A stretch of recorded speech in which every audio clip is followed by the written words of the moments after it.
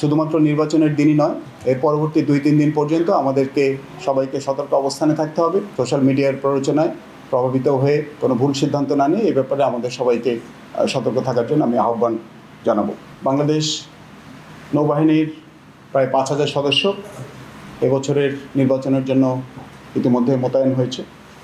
যদিও নির্বাচন কমিশন থেকে আমাদের মোতায়েনের জন্য 7 দিনের একটি সময়সীমা নির্ধারিত হয়েছিল, তথাপি দেশের স্বার্থে, আইন শৃঙ্খলা রক্ষার স্বার্থে আমরা বিগত 20 জানুয়ারি থেকেই সশস্ত্র বাহিনীর প্রতিটি বাহিনী থেকে সংশ্লিষ্ট সদস্যরা মোতায়েন হয়ে গিয়েছেন পূর্ণ শক্তিতে।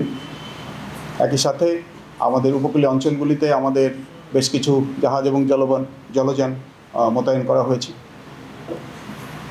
আমরা সকল সংস্থার মধ্যে প্রয়োজনীয় সমন্বয় ইতিমধ্যেই সাধন করেছি এবং আমরা সবাই প্রস্তুত রয়েছি একটি সুন্দর এবং সুষ্ঠু নির্বাচন, অবাধ নিরপেক্ষ নির্বাচন অনুষ্ঠানের জন্য। এখন যে কাজটা করছি, সব বাহিনী মিলে আমরা জয়েন্ট পেট্রোল করছি, বিভিন্ন জায়গায় আমরা চেকপোস্ট স্থাপন করেছি এবং নিয়মিত আমরা জেলা প্রশাসনের অধীনে এবং আমাদের উপজেলা পর্যায়ে ইউএনওদের কার্যালয়ে আমরা নিয়মিত সমন্বয় সভা করছি। আমাদের এই সমন্বিত প্রচেষ্টাটা যাতে শেষ দিন পর্যন্ত বহাল থাকে।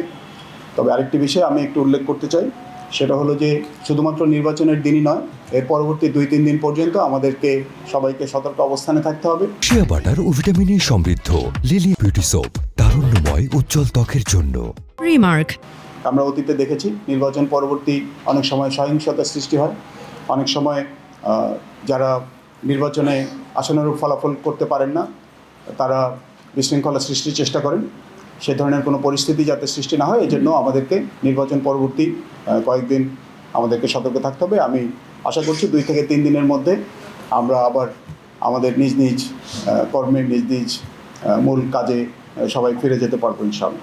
সোশ্যাল মিডিয়ার একটা চ্যালেঞ্জ অতীতের যে কোনো সময়ের চাইতে আমার মনে হয় এখন কিছুটা বেশি। সোশ্যাল মিডিয়ার মাধ্যমে মানুষকে প্রভাবিত করার চেষ্টা করা হয়, অনেক সময় অপপ্রচার এবং তথ্যের অপব্যবহার করা হয়।